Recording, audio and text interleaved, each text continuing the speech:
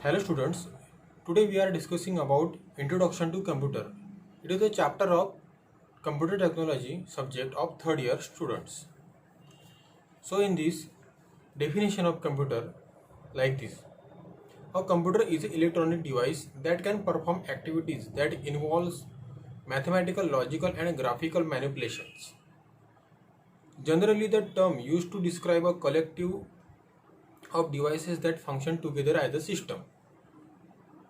त्याचा अर्थ असा झाला की कम्प्युटर हे इलेक्ट्रॉनिक डिव्हाइस आहे हे तर सगळ्यांना माहितीच आहे, कारण की कम्प्युटर इलेक्ट्रिसिटीवरतीच ऑपरेट होतं आणि त्यानंतर त्यामध्ये खूप साऱ्या ॲक्टिव्हिटीज इन्व्हॉल्व्ह असतात. मॅथमॅटिकल, लॉजिकल आणि ग्राफिकल मॅनिप्युलेशन, खूप सारे कॅल्क्युलेशन असतात.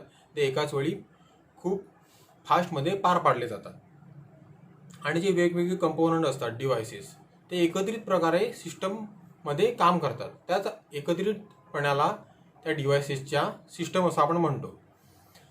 तर आपण आता पहिल्या चॅप्टरमध्ये बघू मेन पॉईंट्स, जसं की advantages of computers, limitations of computers आणि आपण हिस्ट्री ऑफ कम्प्युटर बघू.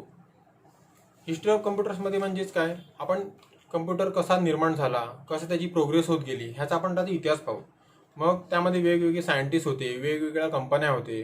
मग त्यानंतर आपण 4 जनरेशन होऊन गेल्या आहे कम्प्युटरच्या, जसं की first generation computer, second generation, third generation, fourth generation आणि मग प्रत्येक जनरेशनमध्ये वेगवेगळे वर्ष लोकांनी मेहनत केली आणि कम्प्युटर डेव्हलप होत गेला, हे सुद्धा आपण बघू थोडक्यामध्ये.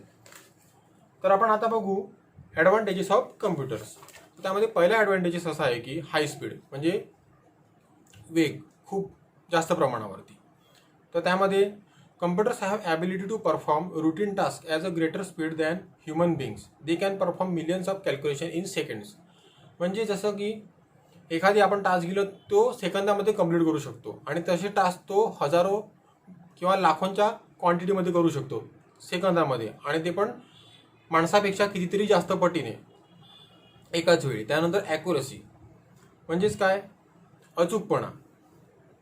Computers are used to perform task in the way ensures that accuracy. म्हणजे कम्प्युटर तुम्हाला कधी चुकीची माहिती देणार नाही, ते नेहमी तुम्हाला ॲक्युरेट माहिती देणार. जसं की सर्वात सिम्पल कम्प्युटर जे आपण वापरतो दैनंदिन जीवनामध्ये, जसं की कॅल्क्युलेटर.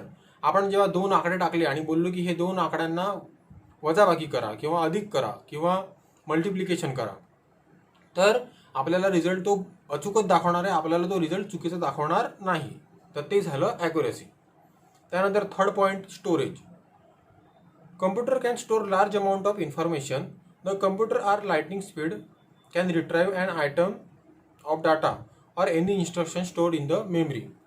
जेव्हा आपण डाटा स्टोअर करतो डिजिटली कम्प्युटरमध्ये, तो डाटा आपण कधीही केव्हाही खूप फास्ट रिट्राईव्ह करू शकतो किंवा रीड करू शकतो आणि तो डाटा आपण कुठेही पाठवू सुद्धा शकतो. आणि वरतून आपला हा जो डाटा असतो तो खूप आपण मोठ्या प्रमाणावर स्टोअर करू शकतो, त्यामुळे ह्याची स्टोरेज खूप मोठी असते. त्यानंतर पुढचा पॉईंट झाला ऑटोमेशन, म्हणजे सगळ्या गोष्टी आपोआप करणार त्या आपण जेव्हा त्यांना एकदाची इन्स्ट्रक्शन दिल्या की. त्यामध्ये असं बघा, computers can instructed to perform complex task automatically. त्यानंतर डिलिजन्स, कार्यशक्ती. Computers can perform same task repeatedly and with same accuracy without getting tired. म्हणजे कम्प्युटर थकत नाही आपण एकदाचं त्याला काम दिल्यावरती.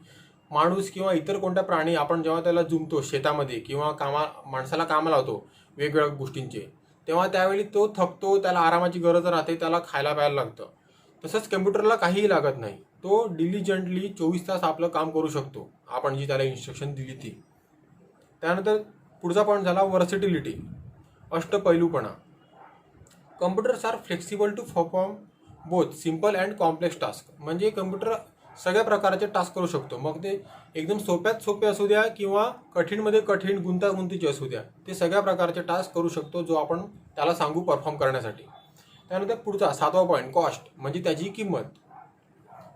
Computers reduce the amount of paper work and human effort thereby reducing cost. Computer हे cost effective असतात कारण की ते आपला टाईम वाचवतात, माणसाची सुद्धा मेहनत वाचवतात आणि पेपरवर्क सुद्धा वाचवतात. म्हणजे त्यासाठी आपल्याला पेपर खर्च करावा लागत नाही, त्यामुळे आपण त्यांना कॉस्ट इफेक्टिव्ह म्हणतो. त्यानंतर पुढचा एक मेन पॉईंट झाला लिमिटेशन्स ऑफ कम्प्युटर. म्हणजे कम्प्युटरला काय लिमिटेशन आहेत की त्यामुळे आपल्याला अजून मॉडर्नायझेशनची गरज आहे पुढच्या भविष्यामध्ये. तर पहिला पॉईंट बघा, computers needs a clear complete instruction to perform a task accurately. If the instruction are not clear and complete, computer will not produce require result. म्हणजे आपल्याला जे कम्प्युटरकडून काम करून घ्यायचं आहे त्यासाठी आपल्याला एकदम परफेक्ट न चुकता आपल्याला इन्स्ट्रक्शन द्यावं लागतील, तेव्हाच तो काम करू शकतो. आपण जर त्याला चुकीचे इन्स्ट्रक्शन दिले तर तो काम पार पाडू शकत नाही. त्यानंतर दुसरा पॉईंट, कम्प्युटर्स कॅनॉट थिंक. म्हणजे कम्प्युटर विचार करू शकत नाही. आपण जे त्यांना काम करायला सांगू ते काम करणार आणि परत थांबून जाणार, पुढची टास्क किंवा पुढच्या कमांडची वाट पाहत. त्यानंतर पुढचा पॉईंट झाला, computers cannot learn by experience. Computer एक्सपिरियन्सवरती शिकू शकत नाही पुढचा भाग. जसं की लहान पोरगा असतो, तो हळूहळू चालायला लागतो आणि मग जसं जसं त्याचं वय वाढत जातं, जसं जसं तो शिकत जातो तसं तो पळायला लागतो आणि व्यवस्थित चालायला लागतो. तसं कम्प्युटरचं नसतं. आपल्याला प्रत्येक वेळी नवीन टास्कसाठी नवीन कमांड द्यावा लागतात.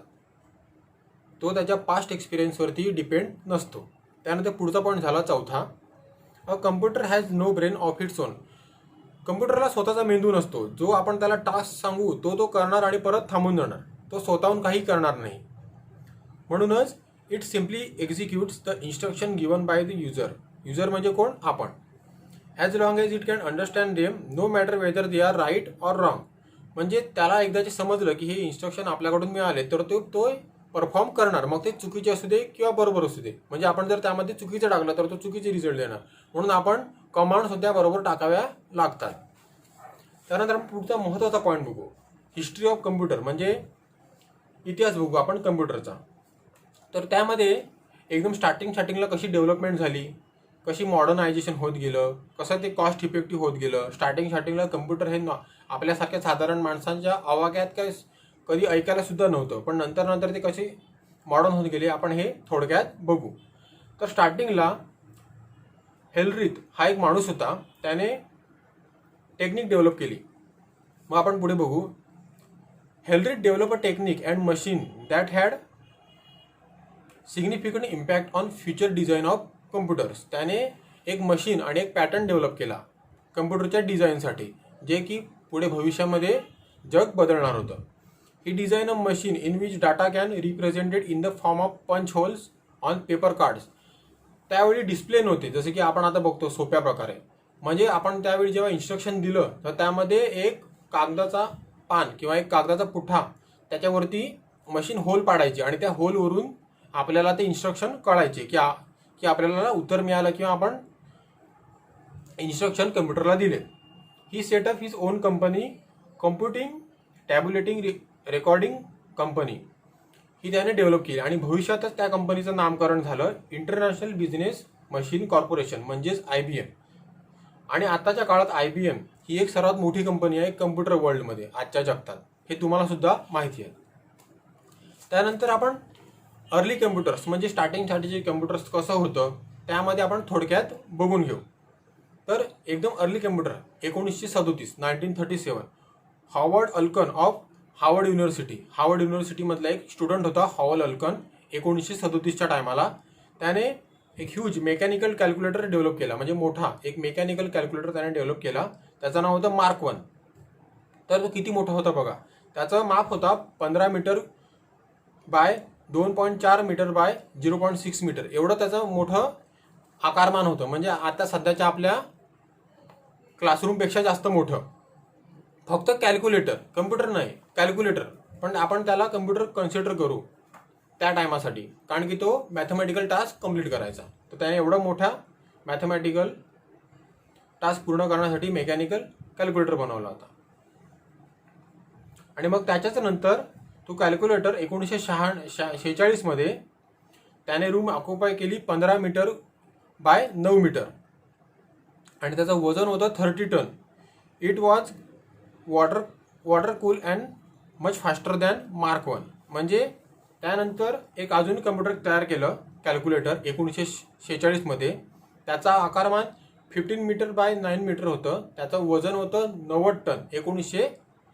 90 टन नाही 30 टन. त्याचं कधी कोणत्या काळामध्ये 1946. त्याचं नाव होतं ENIAC electronic numerical integrated and calculator. आणि त्याला थंड करण्यासाठी पाण्याचा वापर केला जायचा आणि तो मार्क 1 पेक्षा बऱ्याच प्रमाणात फास्ट होता. त्यानंतर आपण आता महत्त्वाचा टप्पा बघू कम्प्युटरच्या डेव्हलपमेंटचा. त्यामध्ये 4 टप्पे पडतात कम्प्युटरच्या जनरेशनचे. त्यामध्ये आपण पहिले बघू फर्स्ट जनरेशन ऑफ कम्प्युटर्स. ते कधी झाले? 1946 ते 1955 म्हणजेच 1946 to 1955 ह्या 10 वर्षाच्या कालावधीमध्ये. The computer manufactured between 1945 to 55 are called first generation computers. म्हणजे असं तुम्ही गृहीतच धरून ठरा की 1946 ते 1955 मध्ये जे कम्प्युटर मॅन्युफॅक्चर झाले बनवले लोकांनी त्यांना फर्स्ट जनरेशन कम्प्युटर बोलायचे. तर ते बघा they are extremely slow and their storage capacity आज very slow and very less also compared to today's computers. म्हणजे जे फर्स्ट जनरेशन कम्प्युटर होते ते खूप स्लो होते, ते खूप वजनाने मोठे होते, त्यांची आपण हालचाल करू शकत नव्हतो. म्हणजे आपल्याला समजा एखादा कम्प्युटर बनवायचा झाला तर आखी बिल्डिंग त्यासाठी वापरली जायला लागायची. त्यानंतर सेकंड जनरेशन कम्प्युटर, तर त्याचा काळ कधीपासून होता? 1956 to 1965 ह्या 10 वर्षांमध्ये. The computers in which vacuum tubes are replaced by transistors made from semiconductors were called second generation computers. जसं की तुम्ही बघितलं फर्स्ट जनरेशन कम्प्युटरमध्ये व्हॅक्यूम ट्यूब वापरला जायचा. व्हॅक्यूम ट्यूब म्हणजे काय? अशा ट्यूब ज्यामध्ये हवा नसायची, हवा नसणे म्हणजे व्हॅक्यूम, आणि मग तशा ट्यूब वापरल्या जायच्या. आणि मग सेकंड जनरेशनमध्ये काय वापरलं जायचं? ट्रान्झिस्टर. आणि ट्रान्झिस्टर कशापासून बनवायचे? सेमीकंडक्टरपासून. सेमीकंडक्टर म्हणजे तुम्हाला माहितीच आहे वेगवेगळे मेटल असतात जसं की सिलिकॉन. हा एक महत्त्वाचा आहे ज्यामध्ये आपण आत्तासुद्धा प्रोसेसरमध्ये किंवा सर्किट बोर्डमध्ये सिलिकॉन ह्याचा वापर होतो. त्यानंतर थर्ड जनरेशन कम्प्युटर, ह्याचा कालावधी कधीपासून होता बघा? 1966 to 1976 ह्या 10 वर्षांच्या कालावधीमध्ये.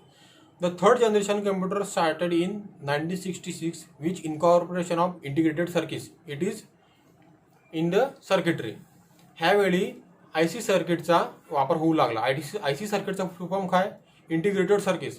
म्हणजे आता जे आपण म्हणतो प्रोसेसर कम्प्युटरमध्ये असतात, मोबाईलमध्ये असतात, ते प्रोसेसर हा ह्यांचा पहिला टप्पा होता डेव्हलपमेंट होण्यामध्ये. त्यांना म्हणायचं आपण IC सर्किट. IBM 360 series computers is the generation have provision for facilitating time sharing and multi programming also. त्यावेळी थर्ड जनरेशनमध्ये जो कम्प्युटर होता IBM कंपनीने बनवलेला त्याचं नाव होतं IBM 360 सिरीज. IBM 360 series. तर तो मल्टीटास्क करू शकत होता. आणि मग त्यामध्ये बघा पुढचा पॉईंट थर्ड जनरेशनमध्येच there are small size and cost effective computers compare to second generation computers. म्हणजे ते कॉस्ट इफेक्टिव्ह होते, म्हणजे ते स्वस्त होते सेकंड जनरेशन कम्प्युटरपेक्षा. Storage capacity and speed of this computers also increase by many folds. म्हणजे त्याची स्टोरेज कॅपॅसिटी म्हणजे आपण मेमरी म्हणतो ती, आणि त्याचे वेग म्हणजे कम्प्युटर प्रोसेस करण्याचा वेग, म्हणजे ते वेगवेगळे आपण जे परफॉर्म करायला सांगू त्याला ऑपरेशन्स, त्याचा वेग तो खूप फास्ट होता compare to second generation. Second जनरेशनच्या कम्प्युटर्सच्या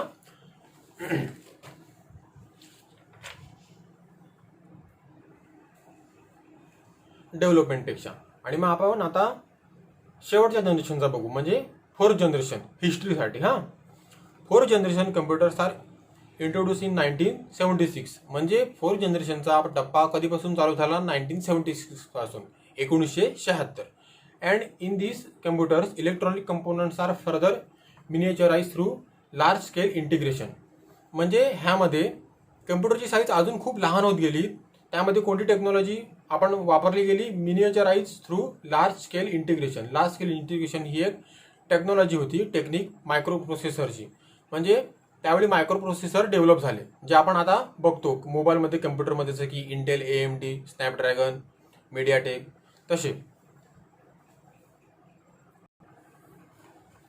तर फोर्थ जनरेशन कम्प्युटरमध्येच एक महत्त्वाचा मुद्दा आहे. During 1980s some computers called supercomputers were introduced in the market. These computers perform operations with exceptionally high speed, approx 100 million operations per second. This speed is attained by employing number of microprocessors simultaneously to perform an complete operation. म्हणजे हा एक super computer होता 1980s मध्ये introduce झाला, वेगवेगळ्या कंपन्यांनी introduce केले त्यावेळी. तर त्यावेळी एका कम्प्युटरमध्ये एक प्रोसेसर न वापरता मल्टिपल प्रोसेसर म्हणजे खूप प्रोसेसर वापरले गेले आणि त्याची स्पीड खूप मोठ्या प्रमाणावरती वाढली. तर ते कम्प्युटर होते ते खूप मोठ्या प्रमाणात त्यांची साईजसुद्धा खूप मोठी होती, पण त्यांची कॉस्टसुद्धा खूप मोठी होती. तर पुढे बघा, the computers have very complex circuitry and consequently the cost is very high. म्हणजे त्याची कॉस्ट खूप मोठी होती आणि सर्किटरीसुद्धा त्याची खूप किचकट होती, ते कोणालाही बनवणे सोपं नव्हतं. These are normally used in very complex application. म्हणजे ही जे सुपर कम्प्युटर होते ते खूप कॉम्प्लेक्स गोष्टी आपल्यासाठी परफॉर्म करायचे, जसं की अख्ख्या पृथ्वीचं वातावरण आपण बघतो ते मॅनेज करण्यासाठी, वेदर, किंवा आपण जे बघतो वेगवेगळ्या कंपन्यांचे शेअर मार्केट असतात वेगवेगळ्या देशांमध्ये, ते कोण मॅनेज करतं, एकाच वेळी हजारो लाखो शेअर असतात. मग अशा गोष्टींसाठी सुपर कम्प्युटरची गरज भासते. किंवा आपण बघतो की वेगवेगळ्या डेव्हलपमेंट होतात, रिसर्च होतात, त्या रिसर्च करण्यासाठी किंवा खगोलीय गोष्टींची रिसर्च करण्यासाठी सुद्धा सुपर कम्प्युटरचा वापर होतो. तर हा झाला पहिला चॅप्टर. त्यामध्ये आपण बघितलं इंट्रोडक्शन.